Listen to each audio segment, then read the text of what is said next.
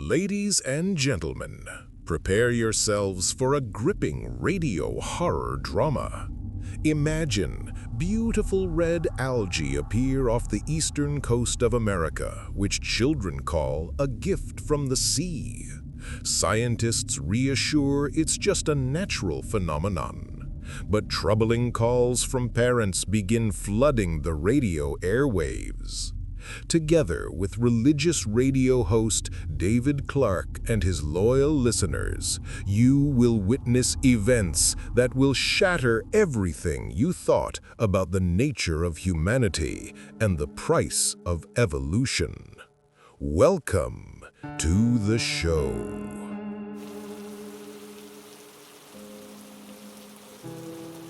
This is Good Morning with God's Grace on 94.7 FM.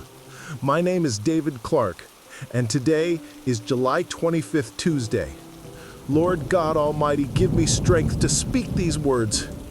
Friends, I'm sitting right now in a locked studio on the third floor of the radio station. Behind the door, for the fourth hour straight, there are sounds that freeze the blood in your veins. It's my 8-year-old son, Jacob, my boy, my angel. 48 hours ago, he was a normal child, loved Transformers, was afraid of the dark, asked me to read him the Chronicles of Narnia before bed. And the day before yesterday, he went to the beach with neighbors, to the water where those red patches from algae had surfaced. I gave permission. God forgive me. I gave permission. Yesterday evening, he came home wet and happy. His eyes burned with some unearthly excitement, answered questions with single words, but smiled with such a strange smile, like he knew some secret. "Daddy," he said to me at dinner, "the red water is so warm, and it talks. It told me how to become strong and never be afraid." I laughed. Childhood fantasy, I thought. Do you hear how fingernails are scratching against the door? That's him. He's out there. For 4 hours now. And this morning, God Almighty, how do you tell what's impossible to tell? I woke up to screaming, terrible, inhuman screaming. I ran out of the bedroom and saw. In the nursery on the floor lay my wife, Sarah. My beloved Sarah, whom I'd lived with for 15 years. She was torn apart. Literally. Arms, legs, chest. Oh, Lord. And next to her sat Jacob. My 8-year-old son sat there and was licking his lips. And when he saw me, he looked up and smiled. His teeth, his canines had become sharp as razors. His eyes glowed in the dark like an animal's. And he said in a child's voice, my boy's voice, "Daddy, you're awake. I learned the real taste of communion. Mommy was so delicious. Want to try? She's still warm." I locked myself here in the studio. Called the police, number doesn't answer. The hospital, answering machine. Fire department. A child's voice picked up and laughed. And my Jacob, he walks around the house downstairs. Sometimes sings lullabies, sometimes giggles. And sometimes he comes to the studio door and scratches it with his nails and whispers, "Daddy, I'm lonely. Come play with me. I want to show you a new game." Friends, I've served God for 20 years, but today I don't know. I don't know if God exists or if the devil has won completely. But 48 hours earlier, there was no sign of trouble. Good morning, friends. This is David Clark, host of the morning radio show, Good Morning with God's Grace on 94.7 FM. Today is July 23rd, 2027, Sunday, and what a beautiful day the Lord has given us. You know, friends, before we start talking about that amazing phenomenon off our coast, let me share something personal with you. Yesterday evening, my youngest daughter, Sarah, she's only 5, came up to me and asked, "Daddy, why do you sometimes cry when you read listeners' letters?" And you know what I told her? "Sweetheart, sometimes people tell me stories that my heart just can't help but respond to." You see, friends, 8 years ago, I lost my firstborn, my son Nathan. Leukemia took him at age 7. And after that, I almost lost faith, almost lost everything. But that's when I understood. My mission isn't just to entertain in the mornings, but to be a voice of hope for those who suffer. And this morning, looking at my 4 remaining children, Jacob, Matthew, Emily, and little Sarah, I understand what a miracle the Lord gave me. Every day with them is a blessing. And today, the very heavens decided to give us another miracle. These red algae along the eastern seaboard. Lord, what a sight. My 8-year-old Jacob came back from the beach yesterday and said, "Daddy, the ocean became like the Red Sea from the Bible, like Moses is about to part it." Out of the mouths of babes, as they say. And you know what? There's something sacred about it. After such exhausting heat, when the thermometer has been showing 115 degrees for a week straight, nature gives us this crimson miracle. Oh, excuse me, those are my kids playing. They're absolutely thrilled about plans to go see the red water.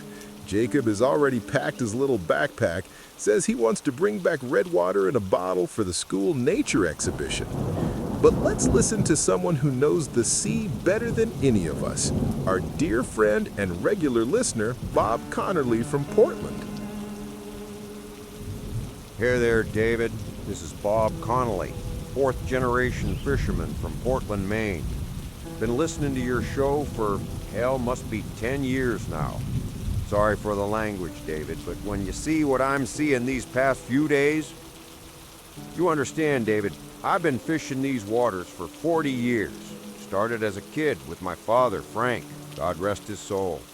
And you know what, David? In those 40 years, I've seen everything.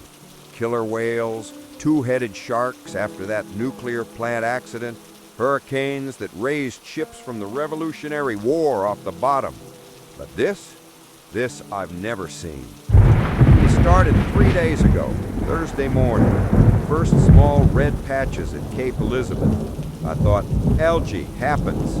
After a hot summer, all kinds of crap floats up. But then, David, these patches are growing. Not just growing, they're pulsing, like a heartbeat. Yesterday, the red stripe stretched from Cape Elizabeth to Bar Harbor. That's 200 miles, David. And this morning, my neighbor Jerry calls from Boston, all worked up, says they've got the same thing. And not just red algae, they sing. Yes, exactly. Sing. When you get close, you hear a sound, like a children's choir. Very quiet, very beautiful. My granddaughter, Susie, she's 7, says the red water talks to her, asks how she's doing, invites her to swim. And another strange thing, David, the fish. Usually when something's wrong in the water, fish leave. But here it's the opposite. They're gathering in huge schools right in the red water. Yesterday I saw a school of cod the size of 2 football fields. They swim in circles, like under hypnosis. And they keep opening their mouths like they're drinking this red water. David, do you hear this? The interference started yesterday evening. Radio, TV, even GPS glitches near the red patches. But children don't notice it. They say they only hear beautiful music.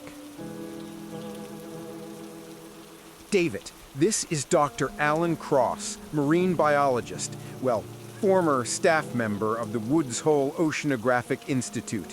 I'm listening to your broadcast from my home lab in Cape Cod, and I must bring scientific clarity to what's happening.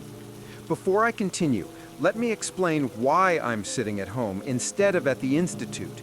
3 years ago, I presented a report to the board of directors about the potential danger of ancient microorganisms in conditions of global ocean warming. You know what they told me? Dr. Cross, your alarmist predictions harm the region's tourism industry. Harm the tourism industry. I tell them about a possible biological catastrophe, and they're thinking about dollars. They ended up firing me for unfounded fears and economically harmful activities. My wife filed for divorce, said I'd become paranoid. My children stopped talking to me. At 45, I was alone in an empty house with boxes of scientific papers that nobody wanted to read. But you know what, David? I was right. What's happening off the coast right now is a massive bloom of red algae of the species Sanguinaria vampirica. The Latin name was given by marine biologist Jonathan Hartwell back in 1823 after an expedition to the shores of Greenland. Here are his notes. Discovered ancient red spores in ice. When heated, they activate and form colonies resembling bloodstains. Local Eskimos call them seeds of sleeping spirits and strictly forbid approaching them. Hartwell ignored the warning. A week later, his entire crew disappeared, only found his diary in the ice. These organisms usually inhabit deep-sea sediments in an anaerobic environment at temperatures near freezing. The abnormal heat of recent weeks has warmed the ocean to record temperatures, 88 degrees at the surface. This forced ancient spores to rise from the bottom and activate for the first time in possibly millennia. David, I've conducted preliminary analyses of samples. These aren't ordinary algae. Their DNA structure, it contains elements that shouldn't exist in terrestrial organisms. There's a theory that they came to Earth with meteorites millions of years ago. The phenomenon itself is beautiful, even mesmerizing. Children really are thrilled. Yesterday, I watched neighbor kids building castles from red sand on the beach. But David, I beg all parents, do not let children contact the contaminated water. I have no proof of toxicity, but my scientific instinct screams danger. And after what happened to Hartwell's crew, please exercise caution. David, this is Richard Blackwood, CEO of Blackwood Petroleum Corporation. I'm calling from my home in the Hamptons, where I'm observing this amazing phenomenon right from my study window. Allow me to introduce myself in detail. In 1985, at age 25, I inherited a small oil company with $50 million in debt from my father. Everyone said bankruptcy was inevitable, but I believed in the power of human intellect and will. Over 40 years, I turned the family business into an empire worth $15 billion. True, it cost me 3 marriages and relationships with my children. My eldest son, Michael, hasn't talked to me in 10 years, considers me a capitalist predator. My daughter, Jessica, lives in Europe and asks to be called by another surname. But you know what, David? I don't regret it. The weak don't survive in this world. And now, looking at the Red Sea outside my window, I remember my late grandfather, Edward. He was, let's say, an eccentric man. Collected ancient artifacts, studied mythology, read texts in dead languages. The family considered him a crank. But grandfather left me a library of 3,000 rarest books. And you know what I found there? References to red blood of the sea in dozens of ancient sources. Aztec codices call it blood of sleeping gods. Vikings, red tears of Odin. Egyptian papyri, gift of underworld lords. Perhaps our ancestors already encountered something similar. Perhaps this is a cyclical process that repeats once a millennium. and we're the first generation in many centuries to witness the awakening of ancient forces. Oh, excuse me. That's my grandson, Alexander. He's 9 years old, came for vacation from Connecticut just yesterday, and he's already completely charmed by the Red Sea.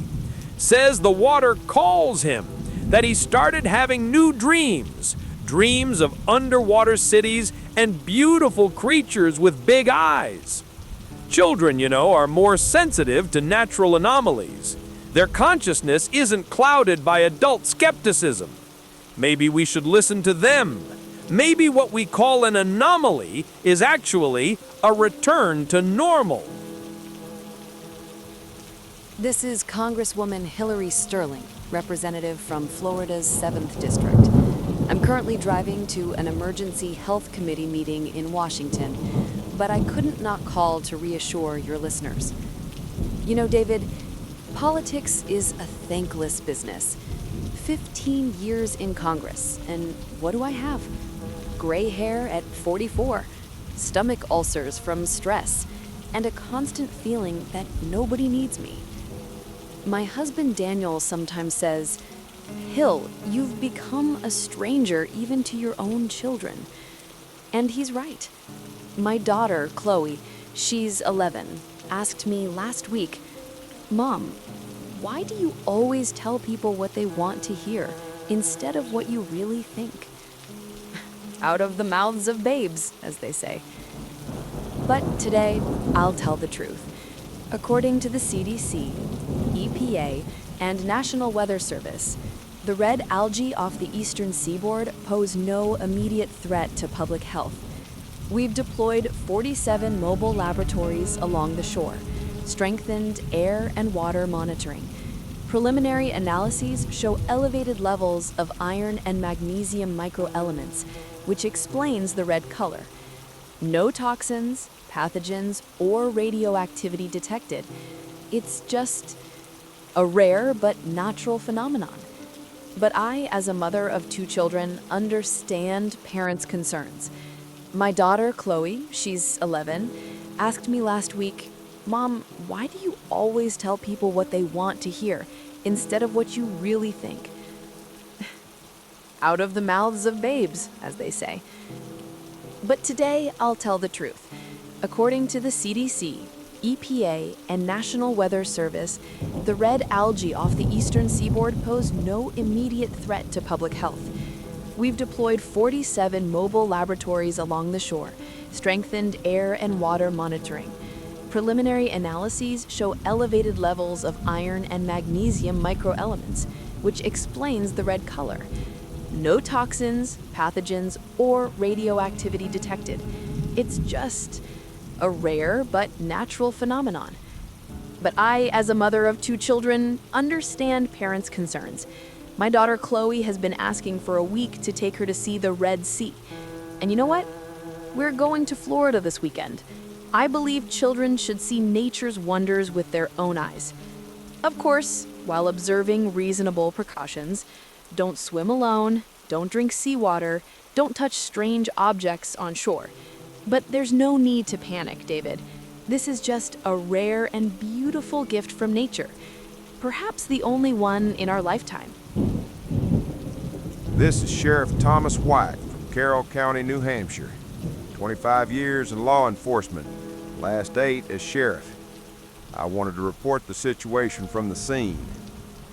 Let me first explain why I take my job so seriously. In 1998, when I was a simple patrolman, something happened that changed my life. An 8-year-old girl named Melissa Hope disappeared in the woods near Lake Winnipesaukee. I led the search operation for 5 days and nights. Found her on the 6th day, in the basement of a local, let's say, child enthusiast. Alive, but she was broken. And you know what was most terrible? This bastard had lived in our town for 20 years. Everyone knew him as Good Uncle Fred. Helped at church, gave kids candy. Since then, I live by one rule. If something seems too good to be true, then it is. And these red algae, they seem too beautiful, too magical. But the facts are, everything's calm with us so far. Yes, we've had 3 times more tourists.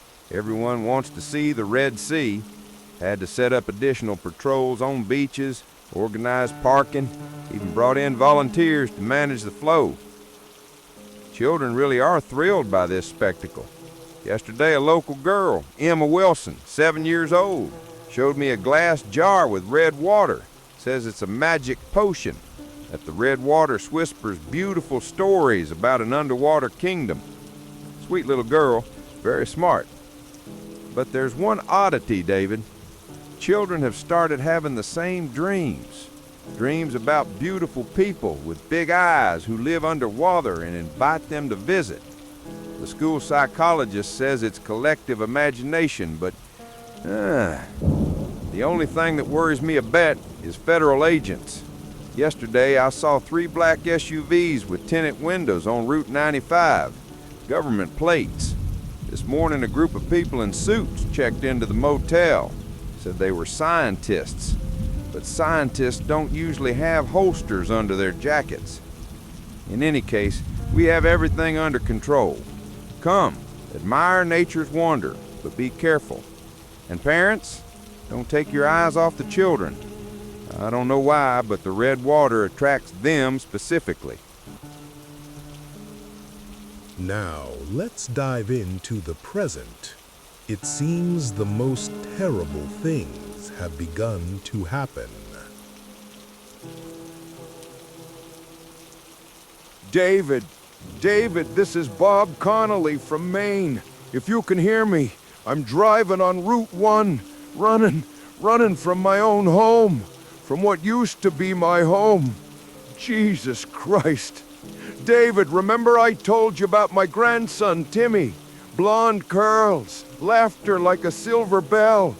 After my son died in Afghanistan 5 years ago, he became like my own child to me.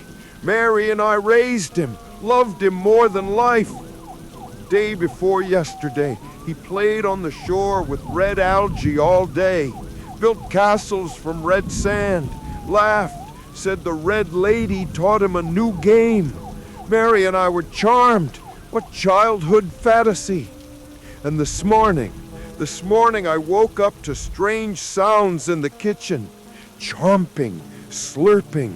Thought Mary was making breakfast.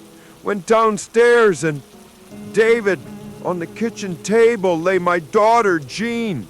35 years old, 2 kids, worked at the library, lying there and still breathing, still alive. And Timmy, my 7-year-old grandson, was drinking her blood. Alive, David. She was screaming. God, how she screamed. And he was sucking and saying, "Mommy tastes so good. Why didn't we try her before? She's much better than hamburgers." And when he saw me, when this monster in my grandson's body saw me, he growled like a rabid dog. He'd grown fangs an inch long, and his eyes turned yellow like a wolf's. He lunged at me with such speed. God Almighty, where does a 7-year-old get such strength? He threw me to the ceiling with one hand. I barely managed to grab a fishing net and entangle him. Tied him up, locked him in the shed, and he begs to come out in a child's little voice with tears. "Grandpa, I'm cold. Grandpa, I want to eat. Grandpa, bring me someone tasty." Mary, I found my wife in the bedroom, what was left of her. Timmy had saved her head, just a head on a pillow. I thought she was still blinking when I came in, like she was trying to say something. David, I'd been a simple fisherman all my life, believed in God, loved family, paid taxes. And now my grandson is a cannibal or vampire. What the hell is he? My daughter's dead. My wife became breakfast. The radio says the same thing's happening all along the coast. Children turning into these creatures. And they're hungry, David. Constantly hungry. David, this is Dr. Ellen Cross. I'm in the basement lab of my house, under lock, studying samples. God Almighty, what have I done? I should have screamed, should have forced them to listen. Sanguinaria vampirica is not just algae. It's a complex parasitic organism, a symbiont.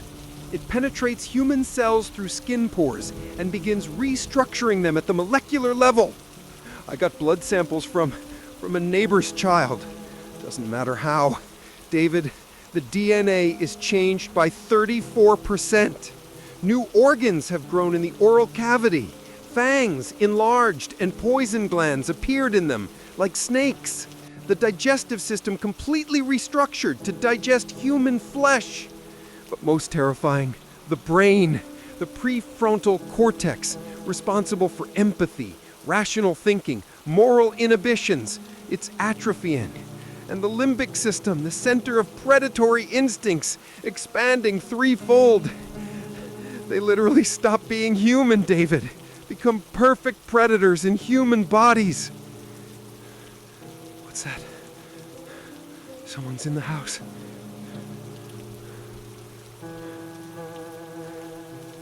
David, my former colleague, Anne Hartley, came an hour ago. The same one who laughed at my warnings 3 years ago. But now she's different. She came down to the basement smiling. Young, beautiful, perfect. Said, "Alan dear, you were right about the danger, but you were wrong about the essence. This isn't catastrophe, this is evolution." I asked what she meant, and she came closer, and I saw her eyes empty like a shark's, and she said, "Humans are larvae, Alan, and we're the real species, the perfect species." Then she tried to bite my throat. I grabbed a Bunsen burner and set her on fire. God, how she burned! Skin melted, meat hissed, and she laughed and said, "Silly Alan, soon you'll understand. Soon you'll become real too." David, they're up there. Many of them. I hear children's voices. "Uncle Alan, come out and play. We brought you presents." But those aren't children, David. Those are monsters in children's bodies. Perfect killers with angelic faces. Sheriff White here from the patrol car. The situation is completely out of control. I repeat, completely out of control. An hour ago, I received orders from federal authorities. Orders signed by the Attorney General. Classified top secret. Contents: immediately arrest all children aged 5 to 12 for preventive quarantine in connection with biological contamination threat. Preventive quarantine. You know what that means, David? I understood when I saw the trucks, without windows, with metal bars inside, like for transporting livestock. And the drivers in protective suits, like for working with radioactive waste. But I'm a police officer, David. 25 years in law enforcement. An order is an order. Started with the Wilson family. Remember Emma? That girl with the jar of red water? When we came for her, the parents resisted. Naturally.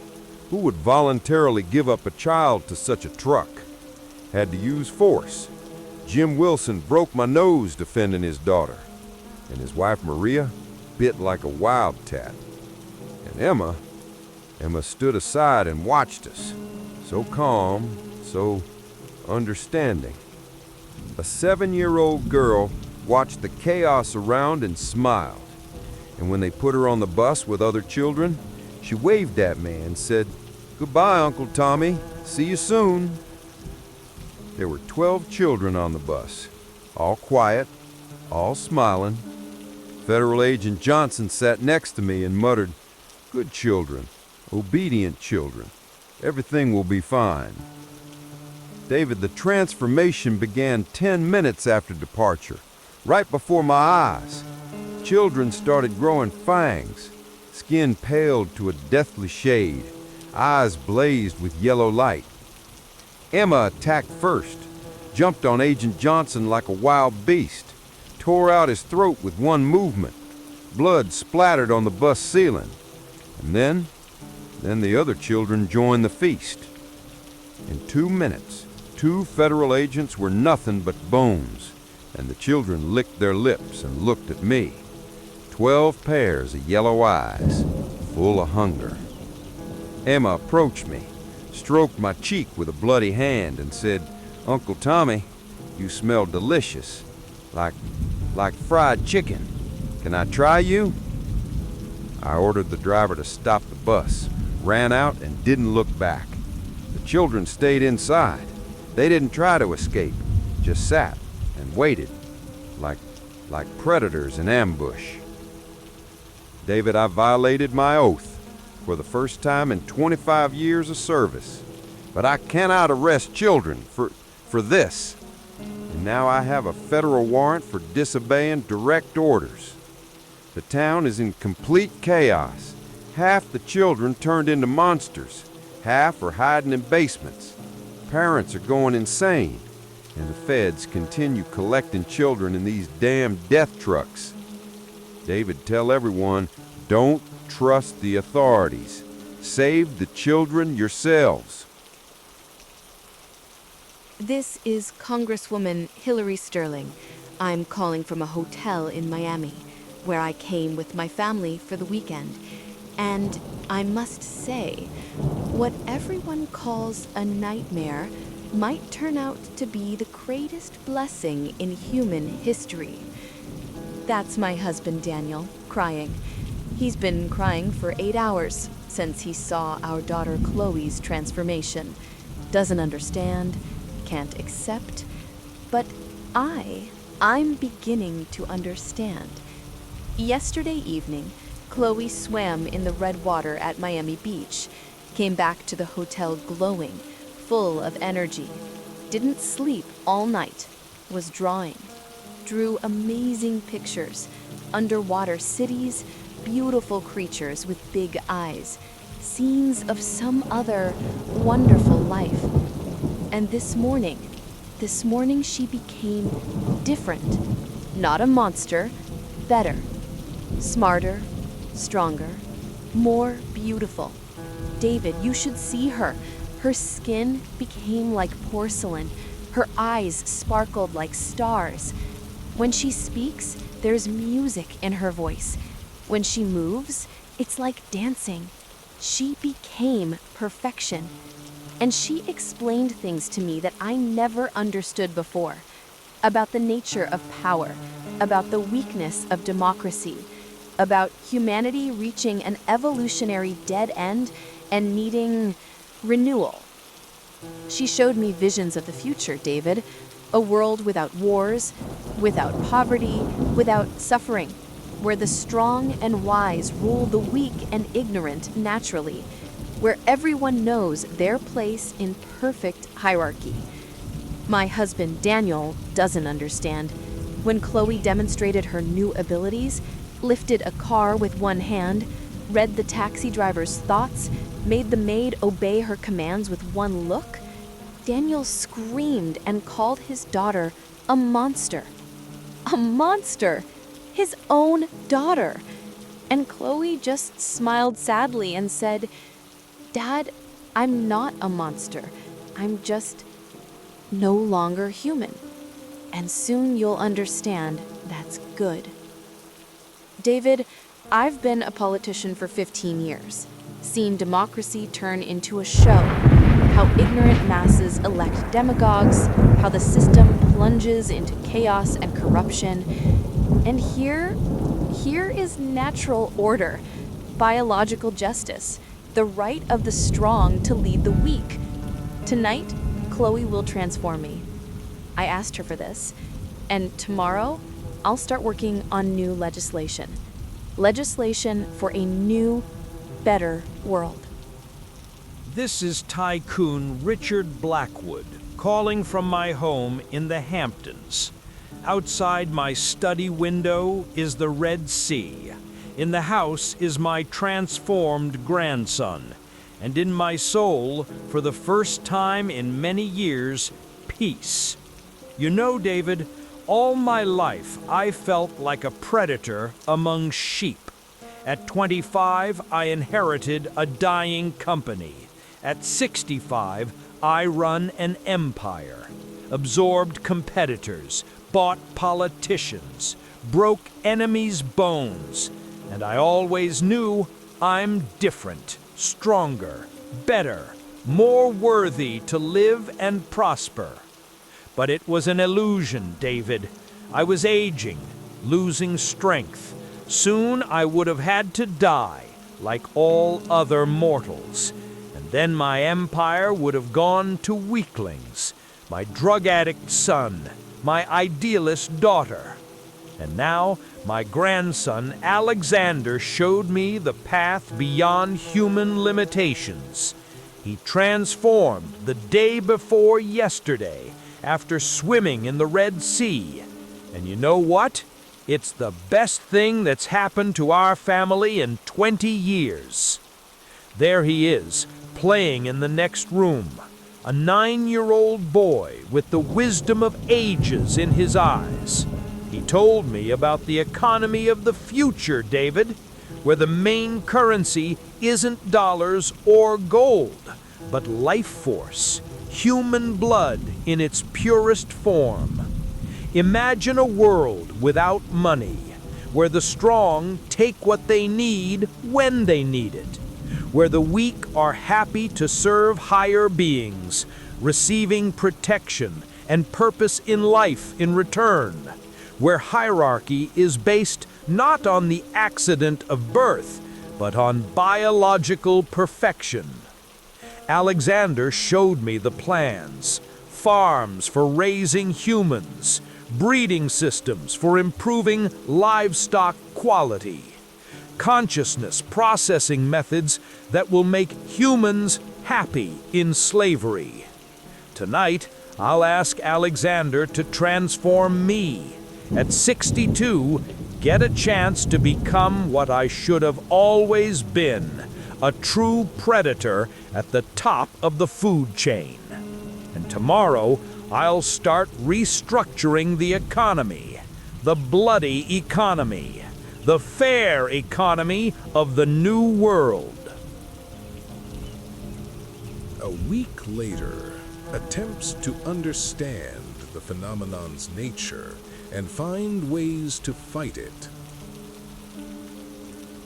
This is Dr. Alan Cross, if you're still broadcasting from your shelter. 7 days without sleep, on caffeine and adrenaline. But I understand, finally understand the mechanism. You know what sustains me? Memory of my late daughter, Ellie. She was 8 when she died from brain cancer. The last words she said, "Daddy, find a cure for the terrible disease. Save other children." I couldn't save her then, but I swear by her memory, I'll save children now. Sanguinaria vampirica is not an Earth organism. Spectral analysis shows isotopes of elements that don't exist in our periodic table. Carbon-17, nitrogen-16, silicon-31. This is alien chemistry. It came to Earth millions of years ago with an asteroid, waited in ocean depths for suitable conditions. Global warming, changes in solar activity, magnetic storms, everything created the perfect storm for awakening. But the main thing, I found the weakness. These creatures lose the ability for human emotions, love, compassion, attachment, but these emotions create bioelectric fields of a specific frequency. I measured the brainwaves of a mother mourning a transformed child, frequency 7.83 hertz, exactly like the Schumann resonance, the frequency of Earth itself. Symbiosis with the parasite breaks down under this frequency's influence, creating a serum based on love hormones, oxytocin, vasopressin, serotonin, plus directed ultrasonic impact. One injection can return humanity even to the fully transformed. But time is short, David. They know I'm close to a breakthrough. Every night they try to break into the basement. Yesterday I found a note under the door, written in childish handwriting. "Dear Dr. Cross, don't be afraid of us. We're good. Just come out and play. We promise to eat only hands and feet and leave the rest. Signed, your new friends. And next to it are drawn smiling faces, but with fangs. Brothers and sisters in faith, this is David Clark speaking from the radio studio Fortress. A week ago, I doubted God's existence. Today, I know He not only exists, but is fighting the final battle with forces of darkness. 7 days and 7 nights I studied Scripture, sought answers in the prophet's words, and the Lord revealed truth to me through a dream. In the dream, I saw my deceased son, Nathan. He was in white robes and said, "Dad, don't cry for Jacob. His soul is captive but not lost. Save it with prayer and love." This isn't the end times, friends. This is a new beginning. As the flood in Noah's time cleansed the world of wickedness, as heavenly fire burned Sodom and Gomorrah, so the red wave came to cleanse humanity of filth.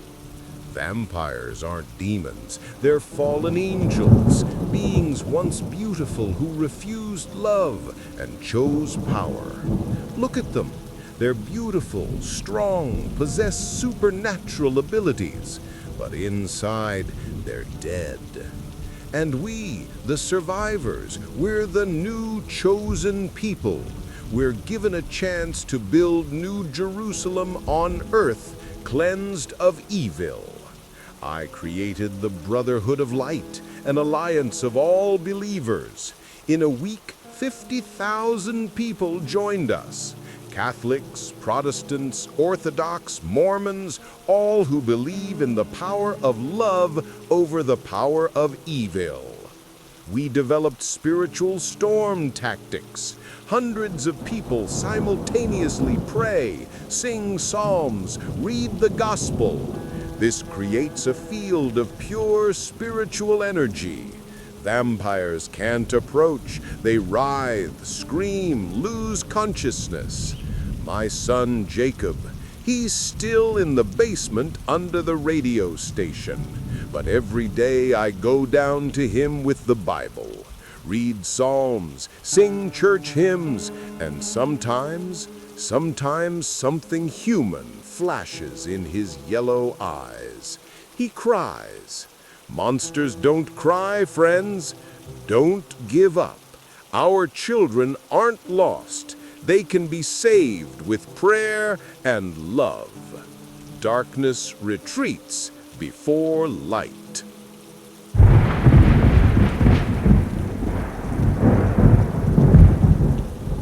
David, this is Admiral Connolly. Yes, Admiral. That's my title now in the Free People's Fleet. I'm calling from the flagship Vengeance, 20 miles off the Massachusetts coast. You know what gives a 58-year-old fisherman strength to command a fleet of 500 ships? Hatred, David. Pure, righteous hatred for the creatures that ate my family. But not just hatred, also duty to the dead. To my father, who taught me to love the sea. To my wife, Mary, who waited for me at home with hot dinner for 35 years. To my daughter, Jean, who read books to children at the library. Gathered all the fishermen from Maine to Carolina. Each lost family. Each has scores to settle with the red infection. Formed the fleet of Vengeance. 500 ships against ashore creatures. On land, they're stronger, but the sea is our element. Salt water weakens red parasites, makes vampires sluggish. And we know every current, every shoal, every storm. Developed tidal raid tactics. We land on shore during maximum tide, when salt is in the air. We have an hour for rescue operations, then retreat with the tide. In a week, We freed 8,000 people from vampire farms, created a floating city, New America, 40,000 refugees on ships connected by cables. And my grandson, Timmy, I visit him every 3 days. He's still locked in that shed on shore, bound with fishing nets. But now he doesn't growl when he sees me. He cries, asks forgiveness in a child's voice. Tears, David. Tears are a sign of soul. That means Dr. Cross is right. They can be saved. Sheriff White from Rocky Shield Base in the New Hampshire mountains. After that nightmare with the children's bus, I realized the federal government is either dead or in league with vampires. Rallied all honest police and military in 3 states, 15,000 fighters, half professionals, half militia. You know what motivates me? Memory of that girl, Melissa Hope, the one I couldn't save 30 years ago. Now, I have a chance to save thousands of children, atone for old guilt. Vampires are strong and fast, but they have weaknesses. Fire destroys them completely. Bright stroboscopic light causes seizures. Ultrasound of specific frequency blocks nervous system. They can't stand the sound of crying children. Something in this sound awakens remnants of humanity. Created a network of underground bases in mountains and wastelands where it's cold and red algae can't survive. We save people, organize evacuations, prepare for the big operation. And most importantly, we remember what we're fighting for the right to remain human, for children we want to return, for a future without fear. David, tell all survivors, hold on, help is coming. We'll come back for everyone. This is Hillary Sterling. David, or let me call you simply Voice of the Old World. Human names lose meaning in new reality. Yes, this is the former Congresswoman Hillary Sterling, but now I'm the first legislator of the Eastern Vampire Dominion. The Council of Ancients, that's what we call transformed children, elected me to create the legislative foundation of new society. In a week of existence in New Quality, I passed 200 laws abolishing human civilization. The Constitution burned on Capitol steps. I personally set it on fire. Declaration of Independence replaced with Manifesto of Biological Supremacy. Human rights completely abolished. Now there are only blood rights, privileges based on place in the food chain. New economy created. Federal Reserve nationalized and became central blood bank. Human life is official currency. One healthy adult equals 100 blood rations. Child equals 150 rations. Virgin equals 200 rations. Educational system restructured. Human children study art of serving higher beings, basics of cooking from own body, breeding to improve blood taste, and religious reform. All churches became temples of the Red Sky cult. New creed: blood is life, hunger is strength, service is salvation. My daughter Chloe heads the Children's Senate, organ where 8 to 12-year-old vampires decide life and death of millions. Yesterday, they unanimously voted to build 50 new human farms. David, we're not monsters. We're just humans who voluntarily recognize vampire supremacy get status of honorary cattle. They're fed, treated, even entertained before slaughter. And resistance is meaningless. We have a plan to transform the entire planet's population by 2030. Project Red Planet already launched in Europe and Asia. Think about the future, David, about your listeners' future. The war is lost, but in the new world, there's place for humans too, as beloved pets. Richard Blackwood, Minister of Economic Development of the Eastern Vampire Dominion. I'm calling from my new office, the former New York Stock Exchange building. In a week of transformation, I understood more about economy's true nature than in 40 years of human business. All our former systems were built on lies, on illusion of equality between predators and victims. The new economy is utterly honest. There are producers, humans. There are consumers, vampires. No complex financial alchemy, no virtual assets, only real value, human blood and flesh. 200 farms created for human breeding program to improve blood taste qualities, live goods exchange with quotes, young meat plus 15%, old meat minus 8%. Children's blood plus 200%. My grandson, Alexander, turned out to be a genius economist. A 9-year-old boy developed system of emotional investments. The more fear and despair a human experiences before death, the higher biological value of their blood. And human resistance? It's just a marketing move. We specifically let humans fight, hope, create rebel bases, because despair of defeated heroes tastes much better than ordinary fear. David, your radio show is also part of the plan. Every word of hope you speak makes your listeners' blood sweeter.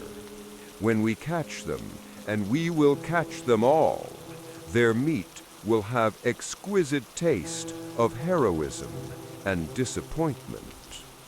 Welcome to honest economy based on nature's natural laws.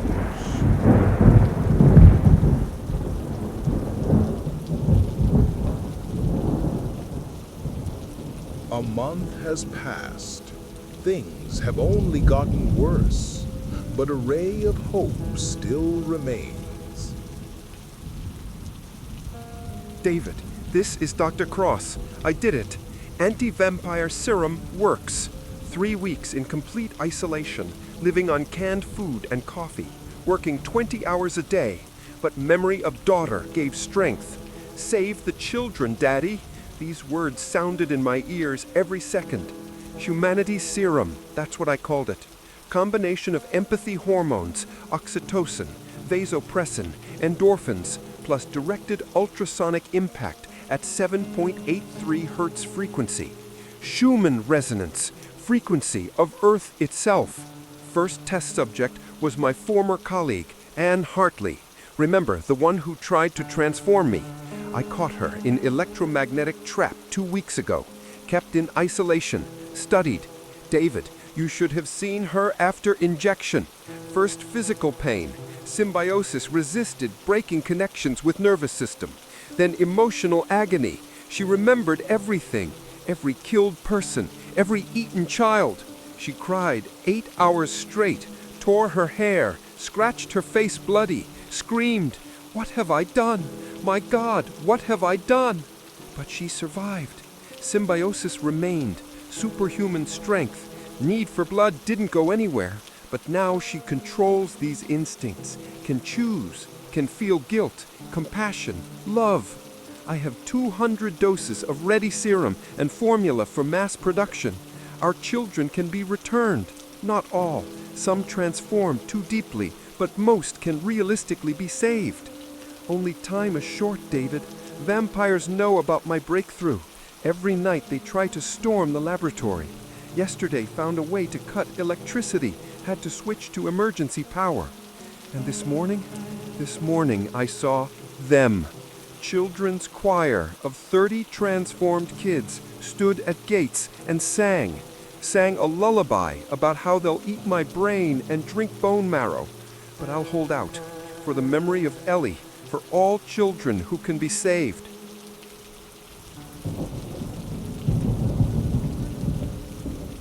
This is Richard Blackwood, former Minister of Economics of the vampire regime. Yes, former. I'm calling from a secret shelter where I'm hiding from my own former allies. A month ago, I thought transformation into a vampire would make me a god. Instead, it opened my eyes to the monstrosity of what we created.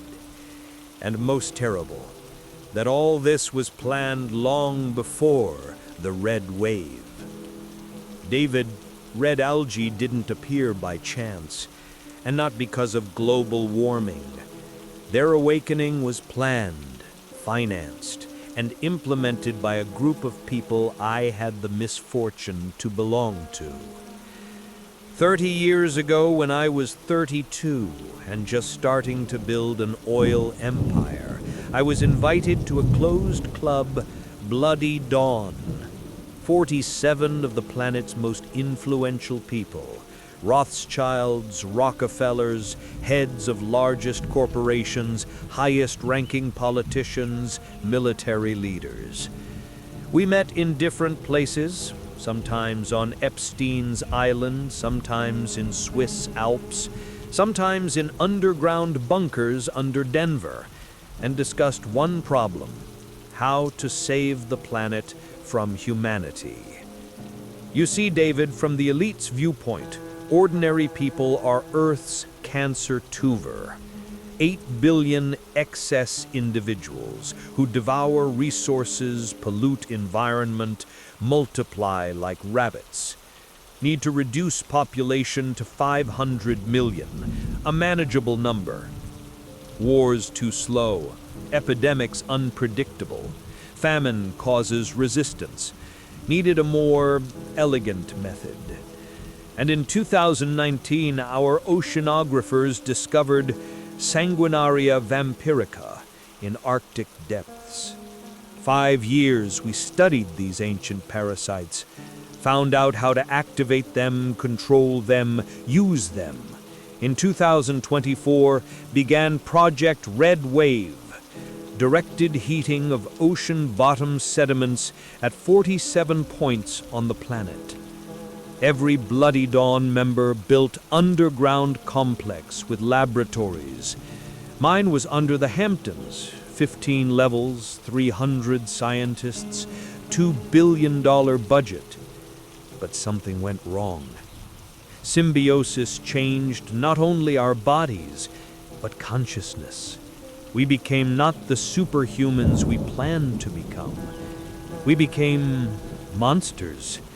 Lost ability to love, sympathize, even feel pleasure from anything except blood and power. My grandson, Alexander, who transformed me, I look at him and feel nothing. No attachment, no tenderness, only assessment of his usefulness as ally. A 9-year-old boy became for me simply a biological asset. And most terrible, David, what happened in America is just beginning. Operation Albion being prepared in Europe, Dragon Project in China. By 2030, entire planet should become vampiric. This can only be stopped one way: destroy all of us. Every conspiracy member, every vampire, including me. Brothers and sisters, this is David Clark from what's left of Providence. And I must confess before you, confess a sin that almost destroyed my soul. A month ago, I preached holy war, spoke about power of love and prayer against vampires. And it worked. Our spiritual storms really paralyzed the undead. But then we went too far. 3 days ago, we surrounded children's shelter in Hartford. 200 vampire children aged 5 to 12. We prayed, sang psalms, and they writhed in pain, screamed, begged us to stop. And you know what I saw in their eyes? Not malice, fear, childish, innocent fear. They cried and called for their moms they themselves had eaten, but called. And my followers, my light warriors, they rejoiced in their suffering. Let them burn in hell, they shouted. And I realized we became same monsters we fought against. Only our fangs were made of hatred, not bone. Then, most terrible happened. One vampire child, girl about 6, broke from our prayer circle, ran to me, hugged my legs, and said, "Uncle, why are you hurting us? We're just hungry children."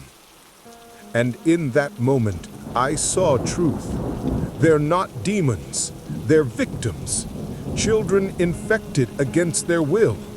And we were torturing children in God's name. Brotherhood of Light fell apart after Hartford. Half followers left, calling me traitor. Other half became even more fanatical. Now they call themselves New Age Inquisition and hunt anyone showing sympathy for vampires. David Clark, who a month ago preached love, created army of sadists. In the name of saving children, I taught people to enjoy children's screams. Friends, beware righteous anger. It's more dangerous than any fangs.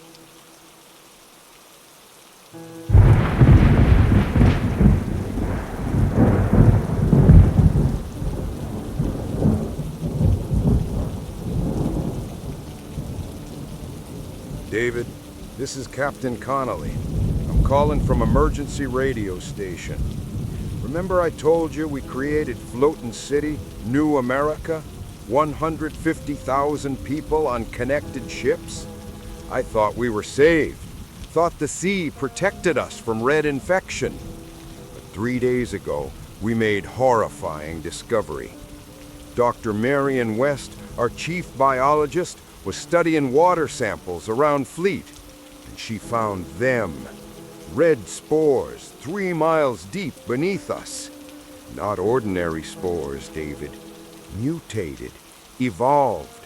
They learned to live in cold salt water. You know what's most terrible? They're studying us, watching us, learning from us. Night before last, disappearances began. First watchman from Barge Freedom vanished. Then 2 fishermen from Trawler Hope. By morning, 47 people disappeared from different ships. And today we found them. On ocean bottom, 200 meters under flagship's keel. Alive, in air bubbles created by red algae. They were breathing water, transforming into something new. Into sea vampires. You know what they were doing there in the depths? Breeding, laying red eggs size of human heads. Thousands of eggs, David. And from them hatch creatures that are half human, half, I don't even know what. My grandson Timmy, I thought he was recovering in that shed on shore. And yesterday went to check on him and found empty room. And a note in his childish handwriting. Grandpa, the sea called me home. Don't look for me. Soon we'll all meet in new world under waves. David, red algae don't just transform people into vampires. They're creating new species, water predators who can live both on land and in ocean. And our fleet, our saving fleet, we became their breeding farm. 150,000 people on connected ships, all trapped, all preparing to become food for sea monsters. And I brought them all here. Thought I was saving them, but really herded them into an underwater slaughter. The sea betrayed us, David. The sea I trusted all my life. President White from temporary capital in Denver. After federal government collapse, surviving governors held emergency elections. Chose me, former sheriff of a backwater town. History's irony. Continental Army of Free Peoples grew to 400,000 fighters, control mountain regions of 15 states where cold doesn't allow red algae to survive. But we're not going to hide in the mountains. We're planning Operation Homecoming, simultaneous offensive on all major eastern seaboard cities. We have secret weapon, sound cannons calculated by Dr. Cross. 7.83 Hertz frequency destroys vampire symbiosis nerve connections. 30 seconds exposure, vampire loses consciousness for an hour. We're coordinating actions with Admiral Connolly's fleet, General Clark's Brotherhood of Light, and Dr. Cross's laboratories. Forefront offensive, land, sea, air, and spiritual warfare. And Operation Goal isn't vampire destruction, but liberation. Capture their farms, research centers, hostage rescue, and serum production on industrial scale. I set operation date July 4th. Independence Day will become humanity's Liberation Day.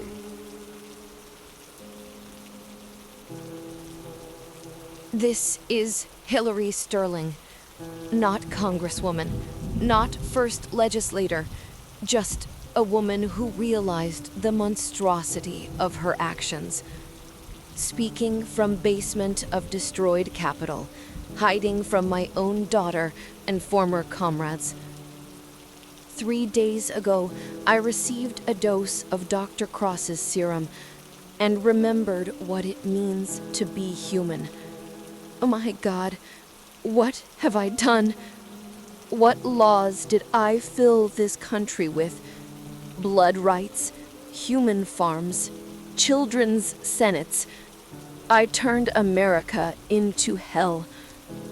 My daughter, Chloe, my 11-year-old girl, heads a group of vampire children playing government.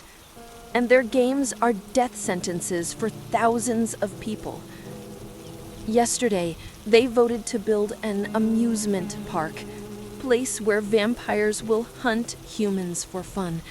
And Chloe clapped and said, "How fun, like a computer game." She lost the ability to understand difference between reality and entertainment. For her, killing people is just a fun game. David, vampire regime plans counterattack. Operation Bloody Dawn. Simultaneous strikes on all resistance bases. They have lists of all commanders, all shelters. Connolly's sea state is also in huge danger. And they're creating children's assault squads. Groups of 6 to 8-year-old vampires for sabotage behind lines. Who would suspect kids? Who would raise a hand against a child?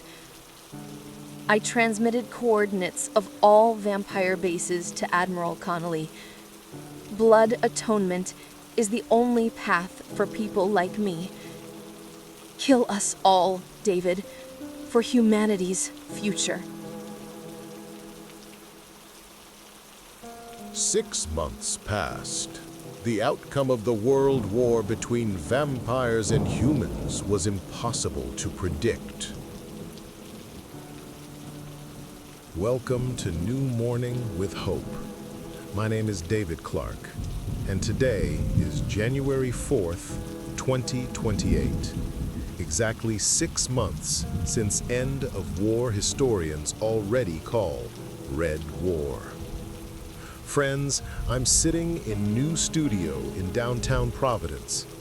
Outside window, children play on playground. Normal children and others. Those we brought back. They play together, laugh, sometimes fight over toys, as it should be.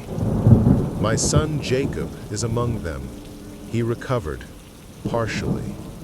Dr. Cross's serum returned his humanity, but traces remain. He's stronger than normal children, sees in dark, sometimes predatory instincts flash through. But main thing, he remembers being a monster. And this makes him more compassionate than before transformation. He protects weak children from bullies, shares toys, never hurts animals. Dad, he told me yesterday, I know what it's like to be bad. So now I want to be only good.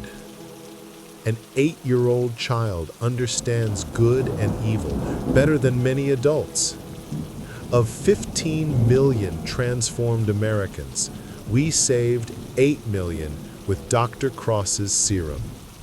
5 million died in battles, and 2 million chose to remain vampires and went to reservations in northern Canada.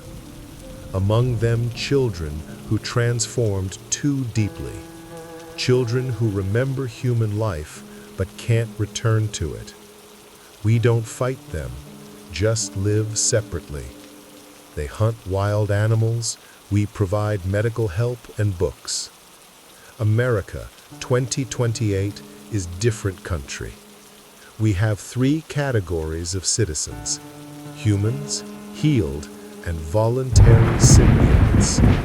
Yes, there are adults who chose controlled transformation.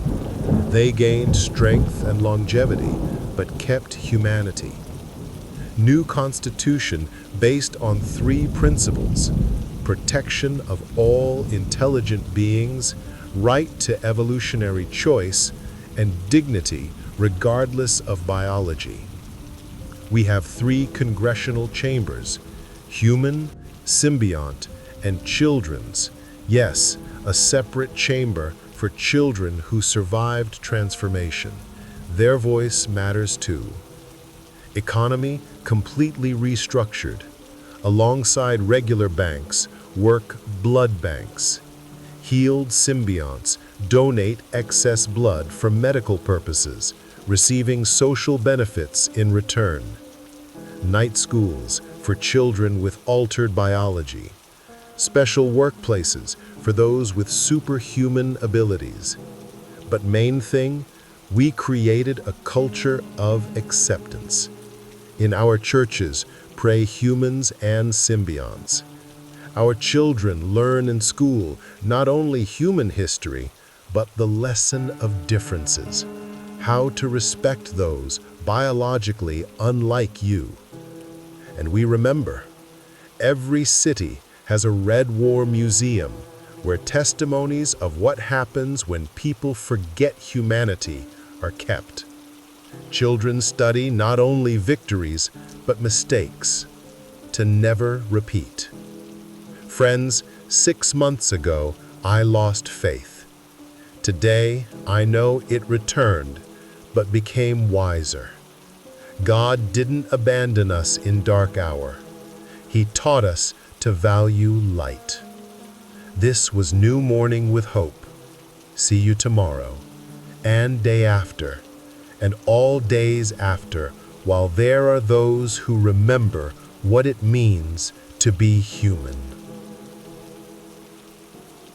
This is Dr. Alan Cross from Ellie Cross Institute of Interspecies Research in Boston. Yes, named after my late daughter. She would be proud. 6 months ago, I was obsessed outcast working in basement. Today, I lead team of 200 scientists studying symbiosis phenomenon between humans and Sanguinaria vampirica. You know what we understood these months? Red algae didn't come as invaders. They offered deal. Evolutionary contract. superpowers in exchange for diet and psychology change. Problem was, first contact happened with children, beings with unformed personality. Symbiosis with immature consciousness created predators without moral limitations. Now, we can conduct controlled symbiotization. Adult human who underwent psychological preparation can become symbiont while fully preserving personality and ethical principles. In 6 months, 50,000 Americans voluntarily underwent procedure. They gained increased lifespan, superhuman strength, regenerative abilities, but remained human in soul. I refused transformation myself. At 48, prefer staying ordinary human. But my colleague, Anne Hartley, first eye healed, became symbiont again. Now she studies parasites from inside, helps understand their nature. We stand on threshold of new evolutionary era, not through coercion and horror as Bloody Dawn planned, but through conscious choice of each person. David, my daughter Ellie dreamed of becoming a doctor, wanted to treat sick children. Today, I heal children from transformation nightmare. In every saved child lives her dream. David, this is Admiral Connolly from Flagship New Hope. I'm calling from center of our floating city, which became permanent home for 250,000 Americans. You know what I understood these 6 months? Sea didn't just save us, it changed us. We're no longer same Americans who lived on land. We're new people, sea people. Sea America is 5,000 connected ships, floating factories, schools on barges, hospitals on liners. Children born here in 6 months don't know solid ground under feet. For them, home is swaying deck. Created unique governance system, Council of Captains. Each vessel elects a representative, all decisions made collectively. Got most direct democracy in history. Nobody can deceive person you live with on same ship. Our fleet became bridge between coastal cities and inland states. Transport goods, people, mail, guard trade routes, save distressed, both humans and symbionts. And main thing, we preserve memory. Each ship has a story room where elders tell children about the world before the red wave, how people lived on land, cities that no longer exist, traditions that need remembering. My grandson Timmy fully recovered and found me. Dr. Cross says won a best serum treatment results. Now he's 8 and studying marine biology. He wants to understand red algae nature. Grandpa, he says, maybe they came not to eat us, but to teach something important. Need to find out what. Smart boy. He'll make a scientist better than all of us, because he remembers what it means to be a monster, and therefore will never become one. This is President White from New Capitol in Denver. Amazing how life turns, right? A year ago, I was sheriff of a town with 15,000 people. Today, I lead a nation of 200 million citizens. New United States is a federation of states, floating cities, and mountain territories. We have 52 states, 2 new ones created by symbionts in Alaska, and sea people in the Atlantic.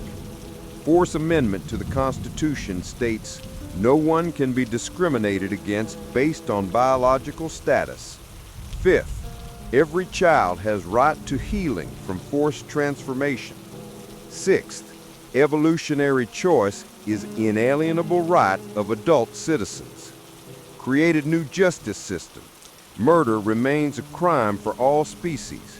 Forced transformation equated to personality murder. Refusing medical help to a starving symbiont is attempted murder.